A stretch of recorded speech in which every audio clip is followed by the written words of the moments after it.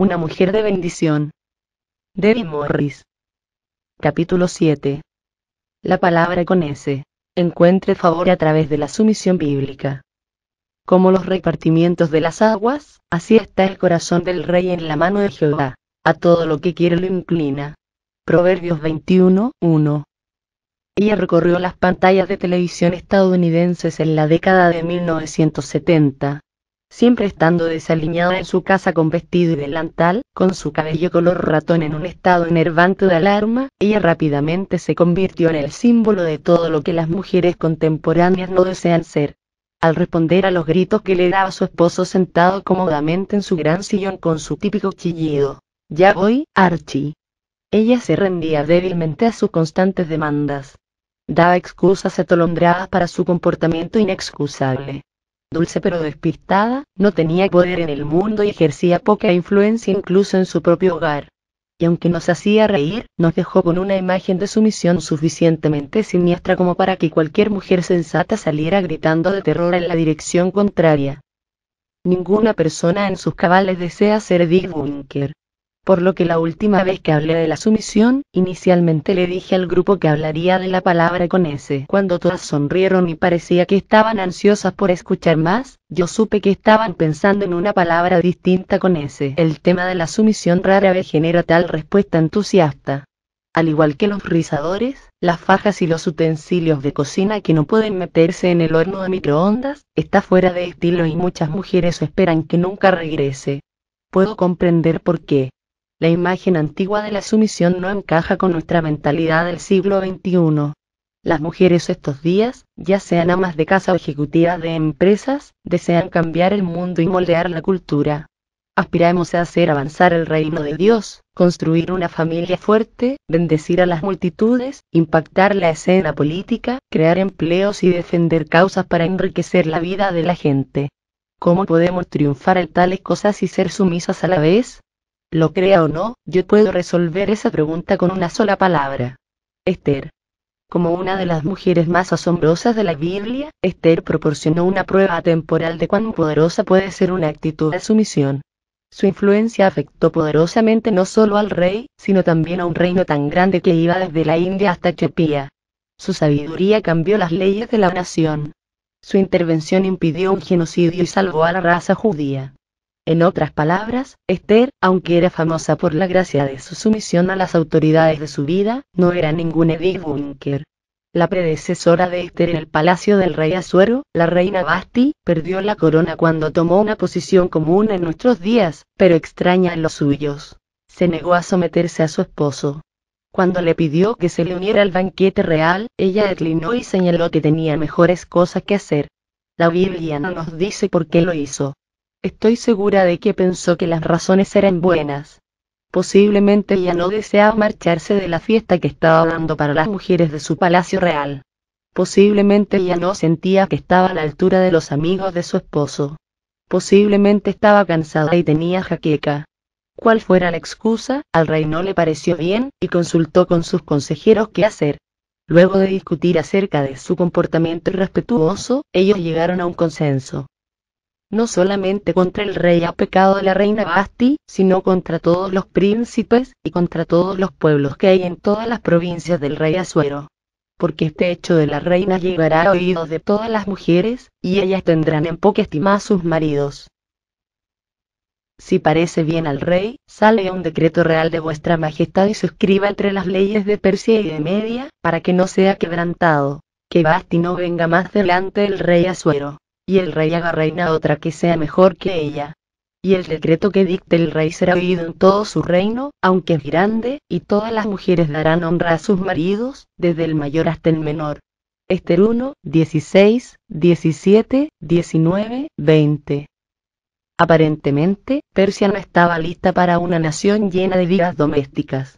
De manera que Vasti salió de escena sin su corona, y comenzó la búsqueda para un reemplazo. Cuando Esther fue elegida como una posibilidad, todo el mundo en el palacio debió haber percibido su llegada como refrescante.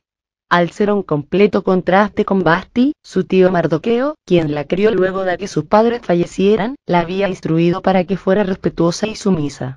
Su actitud rápidamente se abrió camino para avanzar, y ella se volvió una favorita del personal real. Todos la amaban, especialmente el rey, quien puso la corona real en su cabeza, y la hizo reina en lugar de Vasti. Esther 2:17. Y casi vivieron felices para siempre. Suena como el final de un cuento de hadas, excepto por una cosa: ese es solamente el primer capítulo de la historia. Lo que sucedió después marca uno de los episodios más escalofriantes de la historia judía. Usted puede encontrar un recuento completo en el libro de Esther, pero la versión corta se reduce a esto. No mucho tiempo después de su boda, el nuevo esposo de Esther fue engañado por un malvado funcionario llamado Amán para que firmara un edicto que pedía la exterminación de todos los hombres, mujeres y niños judíos en el imperio medo-persa. Nadie más en el palacio sabía que Esther era judía. En obediencia a las instrucciones de Mardoqueo, ella no se los había dicho.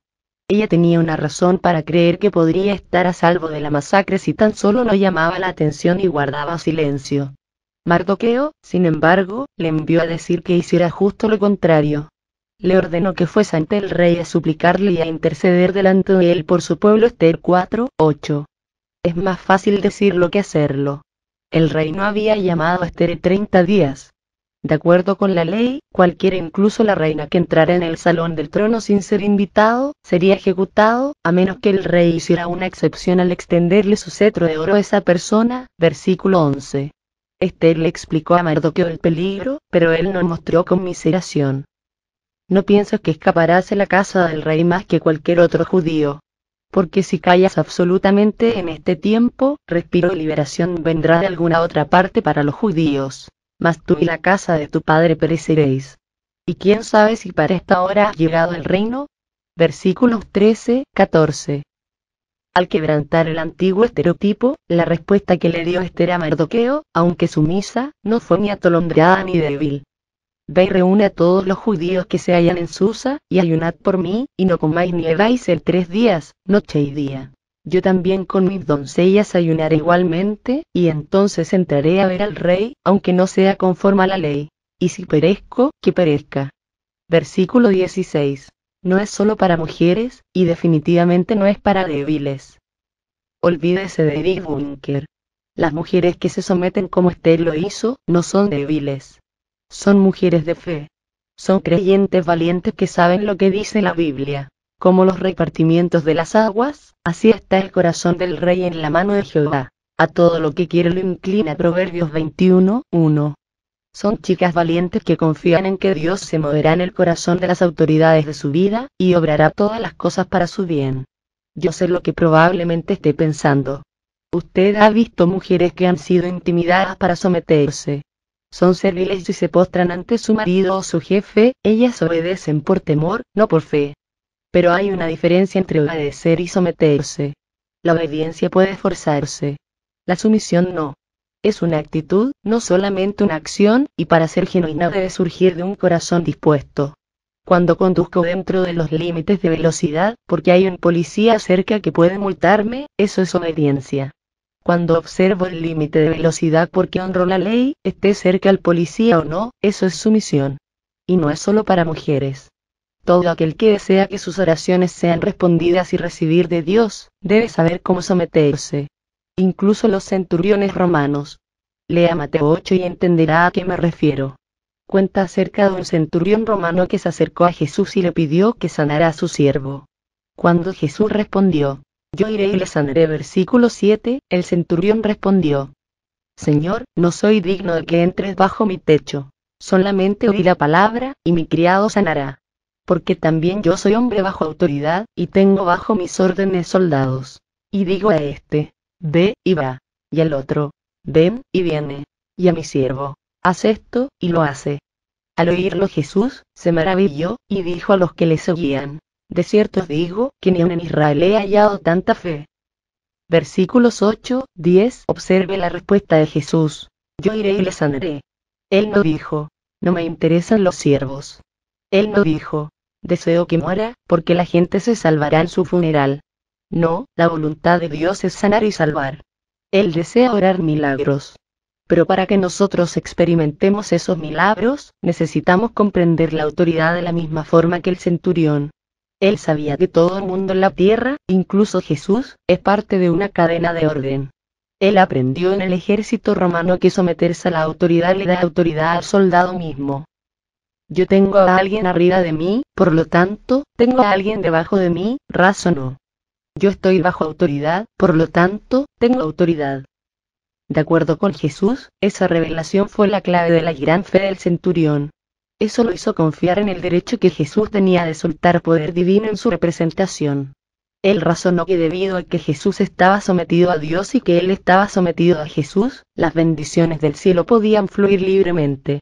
Como resultado, su siervo fue sanado esa misma hora, ver Mateo 8:13.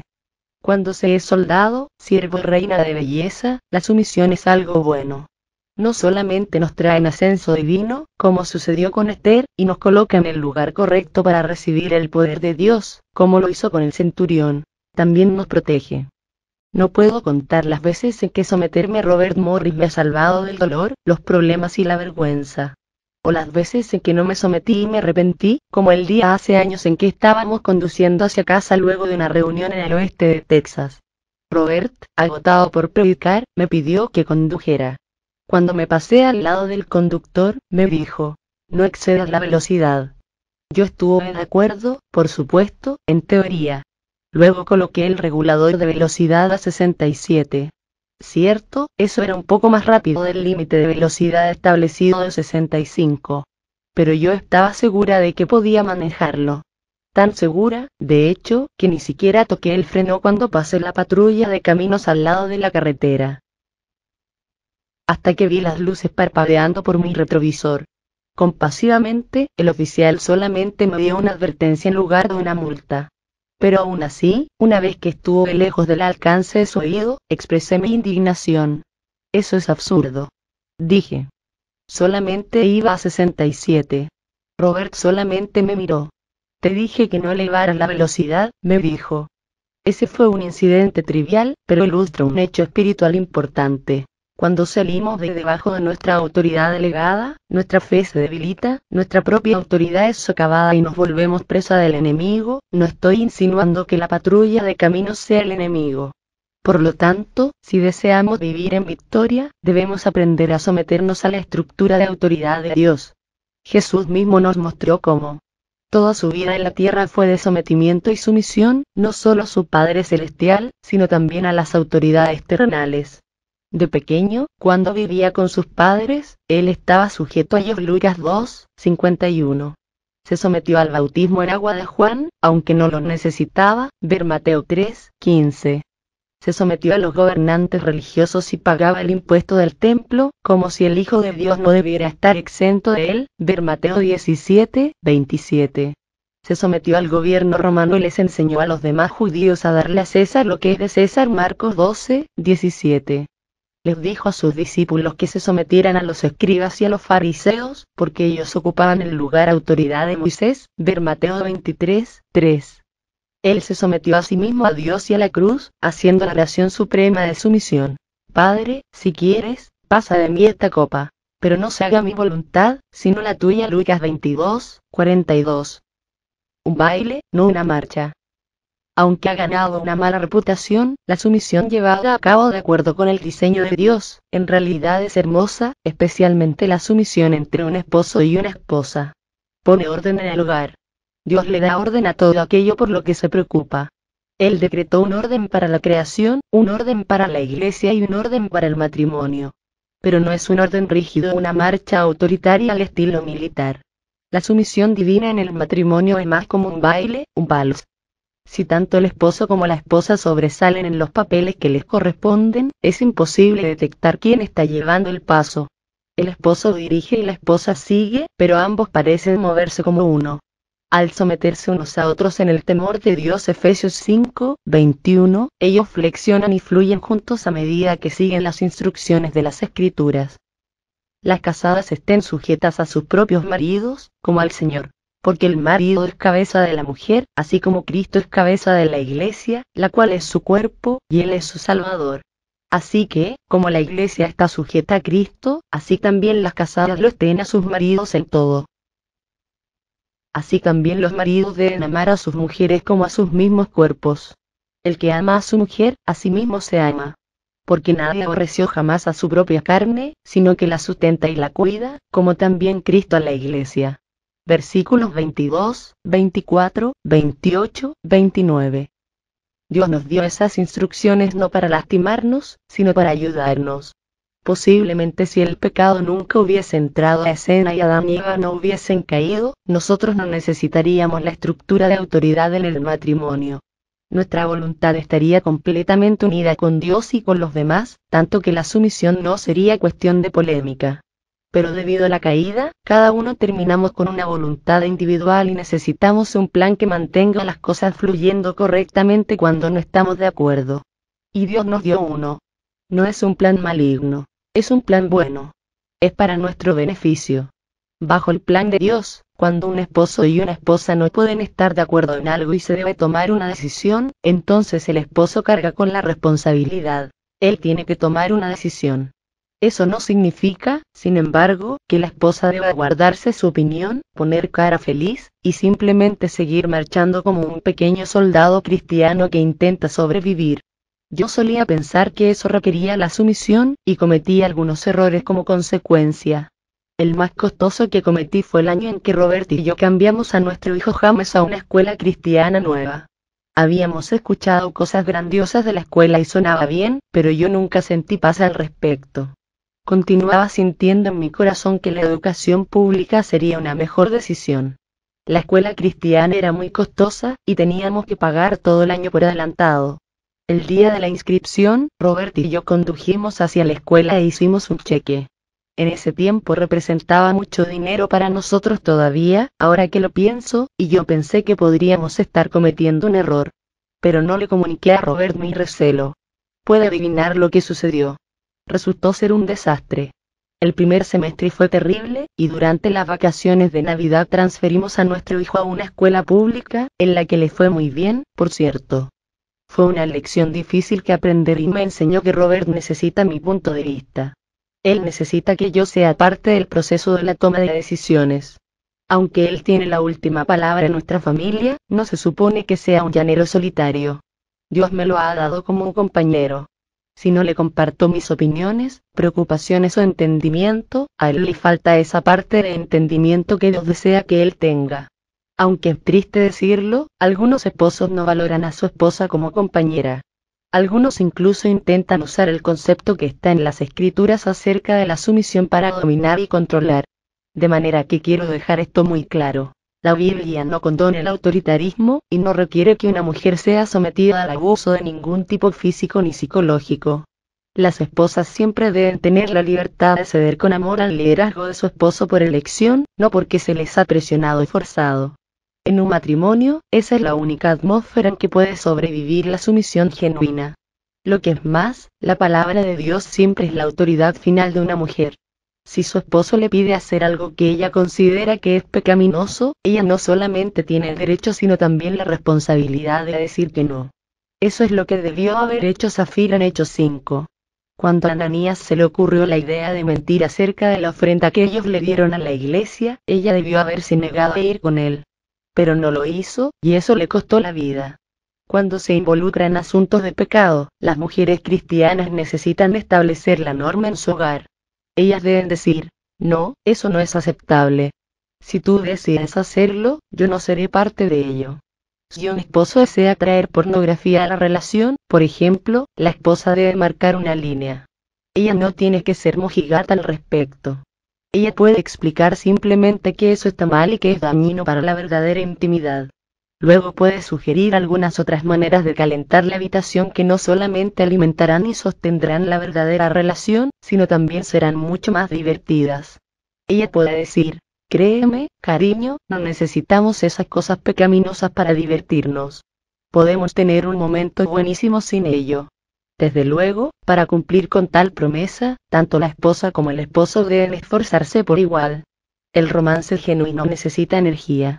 Si usted va a tener una noche salvaje sin la utilería impía que el mundo proporciona, tendrá que participar en un nivel mayor. Pero está bien. La paga definitivamente vale el esfuerzo. Un curso intensivo de solicitudes. Si usted desea sobresalir en el arte de la sumisión divina, lo primero que necesita es un curso intensivo para presentar solicitudes. Una solicitud es una petición o súplica dirigida a una persona en autoridad con respecto a una decisión o juicio. Es una avenida que podemos utilizar para presentar nuestras peticiones, compartir nuestras revelaciones y expresar nuestras opiniones en la manera más eficaz, mientras mantenemos una actitud de gracia y sumisión. Con respecto a las solicitudes, Esther es definitivamente la reina. Pero desde luego, ella tuvo que serlo. Cuando le presentó su solicitud al rey Asuero en nombre del pueblo judío, era un asunto de vida o muerte. Ella no podía permitirse arruinarlo. Es por eso que ella no se apresuró a interactuar sin pensar. En cambio, se preparó. Buscó la sabiduría, la asistencia y la unción de Dios a través de la oración y el ayuno. Al hacerlo, estableció un asombroso ejemplo que seguir para el resto de nosotras. Cierto, rara vez necesitamos orar y ayunar durante 3 días como ella lo hizo, antes de acercarnos a nuestro jefe o nuestro esposo con respecto a un asunto, incluso un asunto importante, pero siempre debemos pedirle al Señor que nos ayude y nos muestre la mejor manera de manejar nuestras solicitudes. En mi propia vida me he dado cuenta de que no tengo que temer someterme a lo que decida mi autoridad, mientras yo sepa que Dios está involucrado. Después de todo, Él me ama. Él se preocupa por los detalles de mi vida, y Él está atento a mí. Él también sostiene el corazón del rey, tal como mi esposo o cualquier otra autoridad, en su mano, y puede transformarlo como desee. De manera que si oro, puedo estar confiada en que Él logrará las cosas de acuerdo con mi mejor interés. Estoy segura de que Esther se sintió igual. Sus oraciones le dieron la confianza en medio de una situación potencialmente aterradora. Ellas la ayudaron a escuchar a Dios decirle exactamente lo que debía hacer y decir.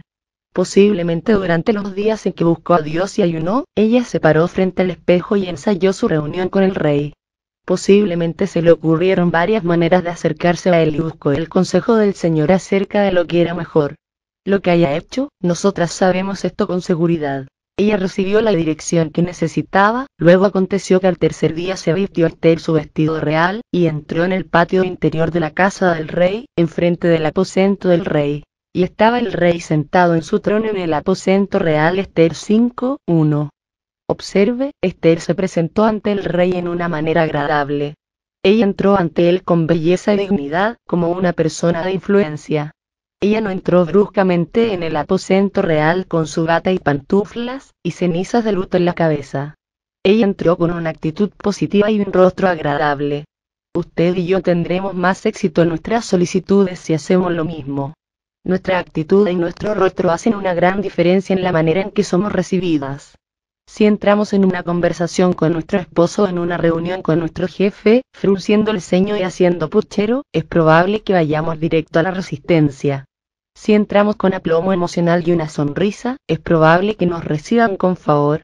Cuando tengo una buena actitud, parece que puedo decir casi cualquier cosa y resultará bien. Pero cuando mi actitud es equivocada, no importa cuán correctas puedan ser mis palabras y mis acciones, me meto en problemas.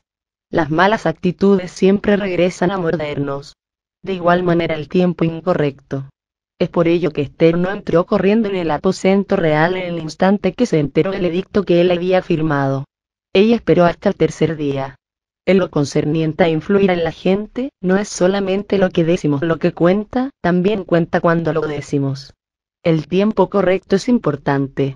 Elegir el momento correcto para hablar con alguien nos da una mejor oportunidad de ser escuchadas. Nos da más favor. Cuando mi hija, Elaine, era adolescente, yo solía decirle, el momento correcto lo es todo.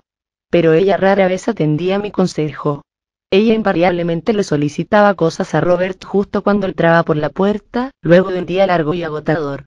Antes de que siquiera pudiera decir hola, ella lo golpeaba con una petición de dinero o le pedía las llaves del coche, o lo forzaba a darle permiso para ir a algún lugar el viernes en la noche. A menudo, su respuesta no era lo que ella esperaba. Elaine, solo dale algunos minutos para respirar, yo le decía. Espera a que descanse y se relaje un poco. Luego, pídele suavemente lo que deseas y obtendrás más.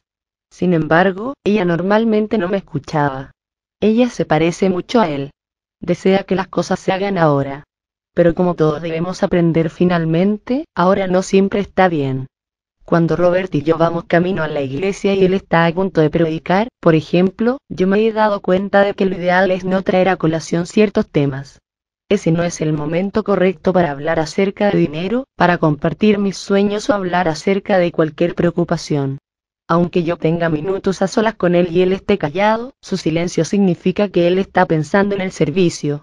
No significa que se esté preguntando qué tengo en mi mente.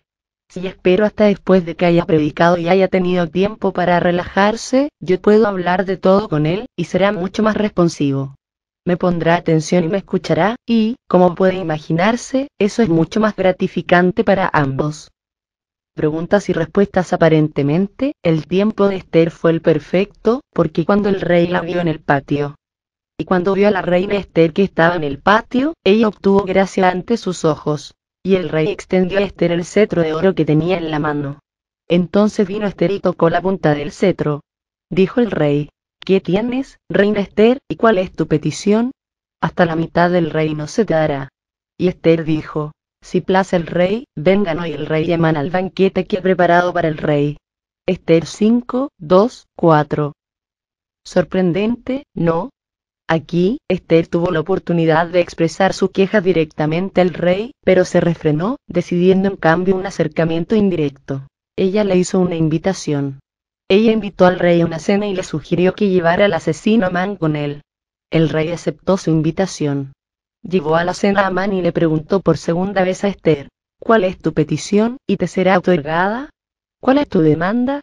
Aunque sea la mitad del reino, te será concedida. Versículo 6. Una vez más, en lugar de soltar abruptamente su solicitud, Esther les pidió a Amán y al rey que fueran a otro banquete a la noche siguiente. Y luego añadió: Y mañana haré conforme a lo que el rey ha mandado. Versículo 8. Esto es lo que Esther entendió, y que todas tenemos que aprender. Confrontar los problemas de frente no es siempre el mejor plan. A menudo es más fácil influir en una persona de autoridad y mantener una actitud de humildad y sumisión al hacer preguntas. Yo de verdad lo he visto en mi vida. Cuando Robert y yo no estamos de acuerdo en algo, en lugar de machacarlo con mi punto de vista contrario, yo prefiero hacerle buenas preguntas. Algunas veces estas me ayudan a considerar el problema desde mi propia perspectiva. Otras veces me ayudan a comprender mejor, y por lo tanto, cooperar con su perspectiva. De cualquier manera, he encontrado que las preguntas son bastante más beneficiosas, de manera que la animo a utilizarlas.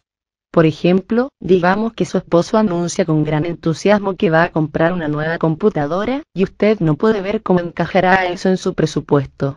Antes de decirle que es una mala idea, hágale algunas preguntas.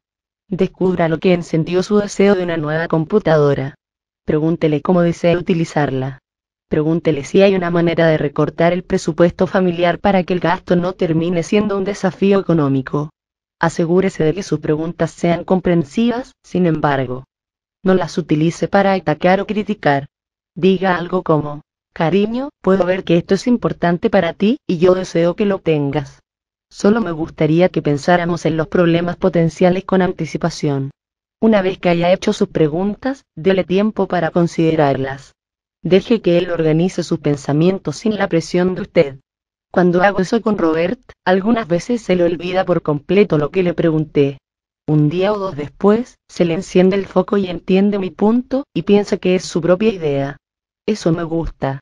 Yo solo me quedo callada y me gozo de que él tenga la respuesta que necesita, y es una respuesta con la cual estoy de acuerdo.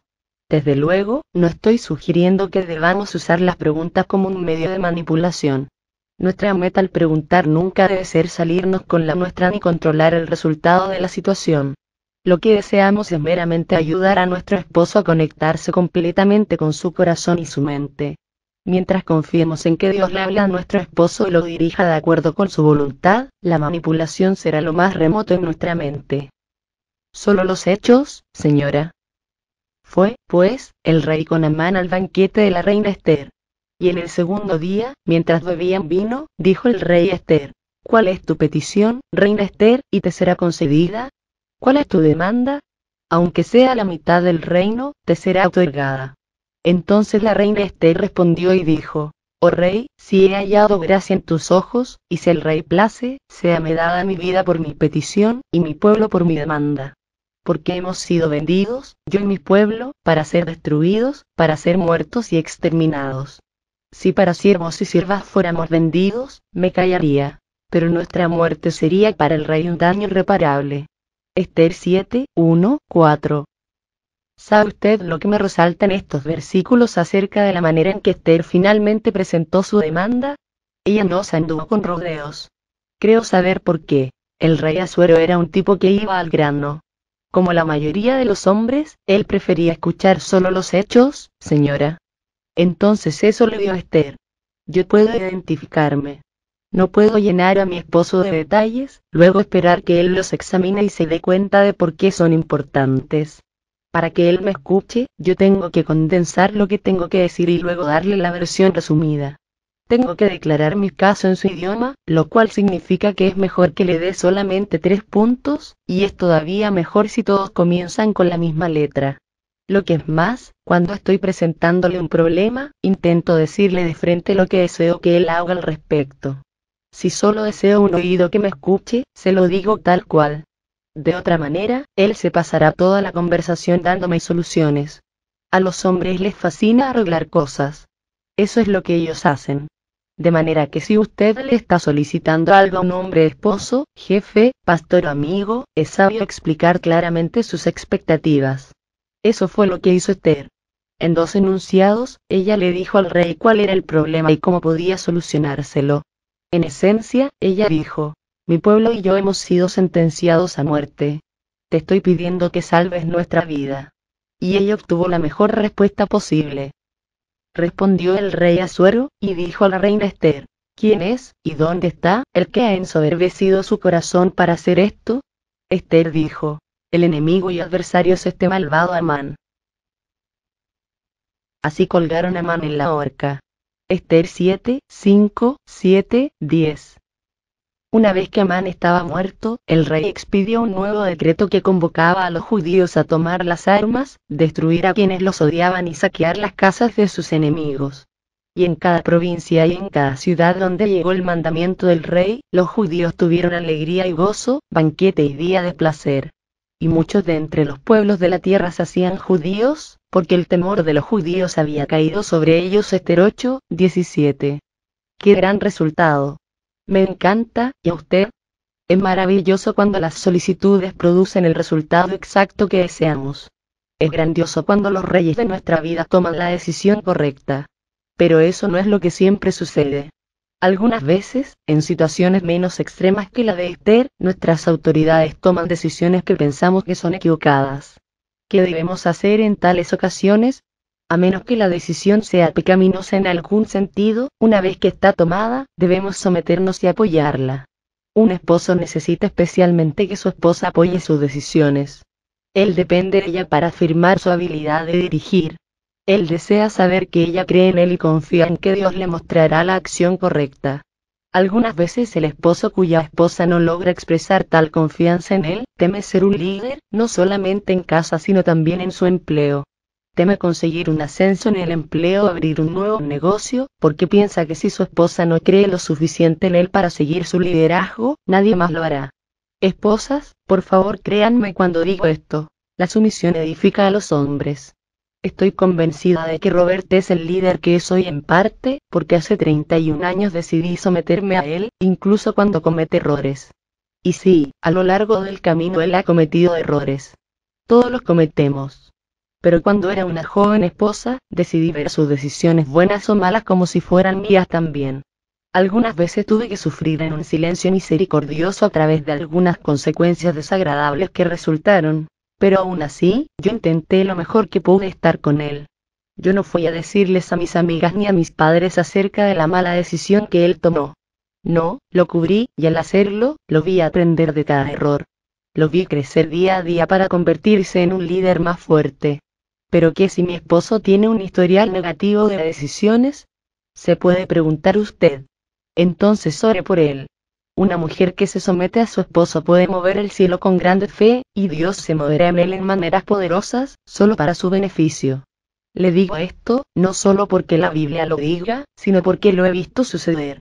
Hace años, Cuando Robert estaba menos pulido, tomaba decisiones que yo no aprobaba e ignoraba mis solicitudes, yo pasé mucho tiempo en oración para que su corazón girara en la dirección correcta. Y Dios respondió en maneras que a veces me asombraban. Él peleó batallas por mí que yo no habría esperado que siquiera le importaran. Una de ellas que me resalta particularmente. Robert había estado fuera de casa en un viaje del ministerio durante varias semanas. Los niños y yo habíamos planeado un día de diversión familiar para podernos reconectar mutuamente cuando él regresara. Robert sabía acerca del plan y prometió apartar el día para pasarlo con nosotros. Justo después de que llegó a casa del aeropuerto, sin embargo, un amigo le llamó y le pidió que jugara en golf en un club campestre muy lindo. Nosotros no teníamos mucho dinero para gastar en golf entonces, y ya que el amigo le había ofrecido pagarle, le parecía a Robert, como una oferta demasiado buena para ser verdad. De manera que me preguntó cómo me sentiría si aceptaba. Bien, realmente estamos ansiando nuestro día familiar, de manera que nos desilusionaríamos, dije. Entonces, después de hacer una oración silenciosa pidiendo por la gracia de ser linda al respecto, añadí. Pero si deseas jugar golf, está bien. B. A menos que usted piense demasiado como Eddie Bunker, le aseguro que eso no fue ceder débilmente. Con los años he aprendido que tengo que elegir mis batallas. No puedo darme el lujo de hacer grandes líos por molestias pequeñas. Debo guardar mi voz para los asuntos esenciales si deseo maximizar mi influencia. Cuando veo que patrones destructivos están emergiendo o siento que cierto procedimiento violará el valor intrínseco de nuestra familia, digo algo al respecto. Hago una solicitud energética. Pero en este caso, yo no sentí que debía hacerlo. Robert no tiene el hábito de desilusionar a nuestra familia. Él es un esposo y padre amoroso y atento. Su deseo de jugar golf fue solo un asunto de preferencia personal. Debido a que no era incorrecto y no provocaría ningún daño real, decidí mantener la armonía de nuestro hogar y mantener mi paz. Por lo tanto me quedé callada. Dios, por otro lado, no lo hizo.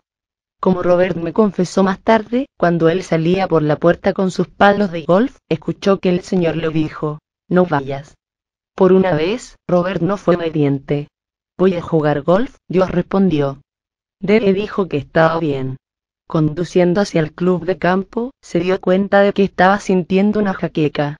Empeoró cada kilómetro, de manera que se detuvo en una gasolinera y compró aspirina. Al tragar un par de tabletas, regresó al coche y continuó con la cabeza pulsándole determinado a jugar golf. Para cuando su amigo y él comenzaron, además de la jaqueca, comenzó a sentir náuseas. En el primer hoyo, justo frente a su amigo y los demás jugadores, llegó a su punto de quiebre. Y vomitó. De acuerdo, señor, tú ganas, dijo, arrastrando sus palos de golf de vuelta al coche. Mientras conducía a casa, Dios le dio sus instrucciones. Dile a Debbie que no debiste haber ido a jugar golf. Arrepiéntete con ella y yo te sanaré. Tengo una jaqueca. No deseo decirle que lo siento, argumentó. Al final, desde luego, Robert escuchó al Señor. Llegó a casa, se arrepintió, Dios lo sanó de la jaqueca y nuestra familia pasó una grandiosa tarde juntos. Mi esposo aprendió una buena lección. Las cosas obraron para mi beneficio sin tener que soltar una rabieta o actuar desagradablemente. Y una vez más, le agradecí al Señor y a Esther por enseñarme lo que puede hacer la sumisión. Si te gustó el audiolibro puedes contribuir para que sigamos subiendo audiolibros aportando el link de la descripción. Si te gustó el canal dale me gusta y suscríbete, no cuesta nada y ayuda muchísimo. Si desea descargar el libro en la descripción encontrarás un link para descargarlo.